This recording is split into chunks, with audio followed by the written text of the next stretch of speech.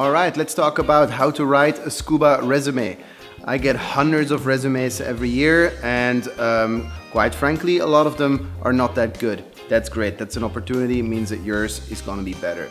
Right off the bat, basic rule, Comic Sans, don't use it. Any other crazy fonts, don't use them. I think Arial is great. Stick with that, or some, variations. But as far as fonts go, that's it. Colors, black on white, blue on white, perfect. Wouldn't do anything else either.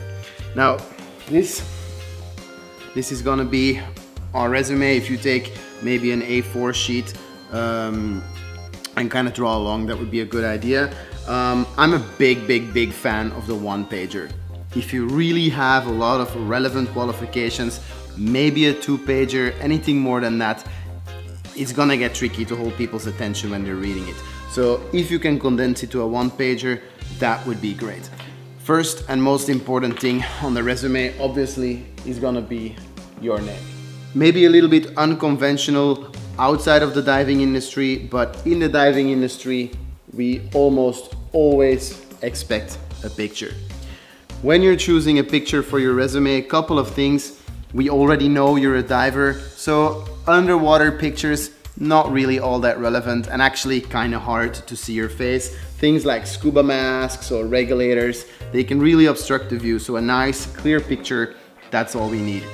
If you're applying for a resort job or working on a liveaboard or a yacht, something a little bit more upscale, I would suggest no bare chest, and in any case, no cigarettes, no alcohol, nothing crazy like that. You with a beer bottle, it's not really gonna work. Under your name, you might want to put your contact information. So at the very least, we probably want to have a phone number and an email address.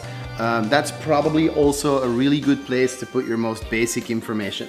So things like your date of birth, your nationality, that could be useful as well.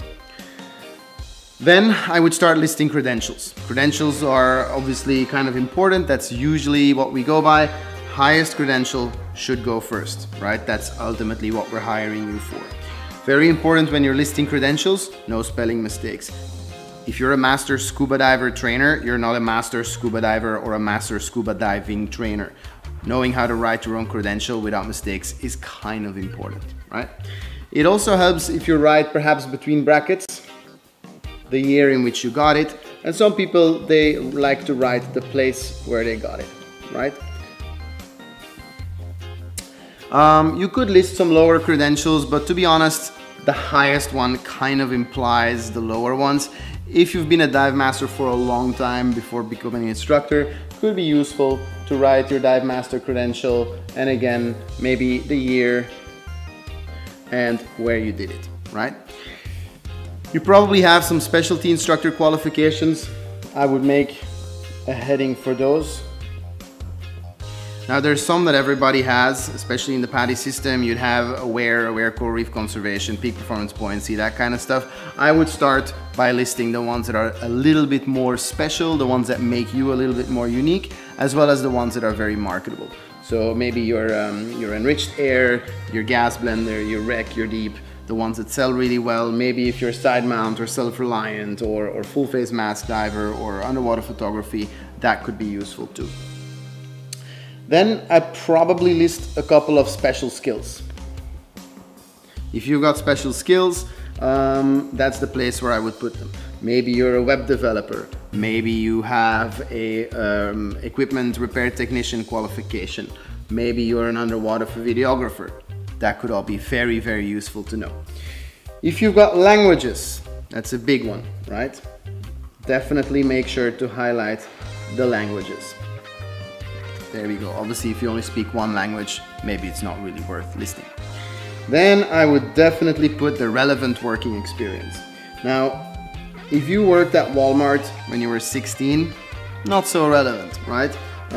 So only the things that really matter. If you've never had a diving job before, that's fine. Maybe you've been working as a teacher before. Maybe you've had a service industry job or a sales position, super relevant, right? Maybe you taught English as a foreign language, also still relevant. If you have actual dive job history, that would be the place to put it. Last thing I would put, and again, this order is a little bit arbitrary, you can wiggle things around, but I would put an About Me section. What I put in the About Me section is mostly your expectations, right? Tell them who you are, what you're looking for, what you expect from a job. Be realistic, but at least that way, if you're looking for a 6-month temporary position, you shouldn't waste anybody's time who's looking for a fixed person.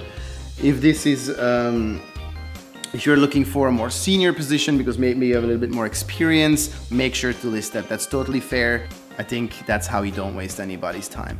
So this is kind of like a one-pager. I think it works really, really well. The order in which things go, you can totally choose, but that's what I would do. You can do more than one picture perhaps, just as long as they're, you know, suitable. And then just spend a minute or 10 working on the layout, making sure that things are aligned properly, that you use the right style of bullet points everywhere, and then it's ready to send. One thing about sending a resume is I wouldn't use a Word document or anything like that.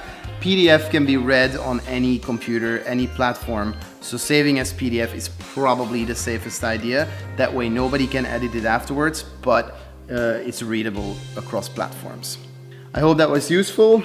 Don't hesitate to send me your resume. Super happy to look over them, make some adjustments, and then we'll go from there. Good luck.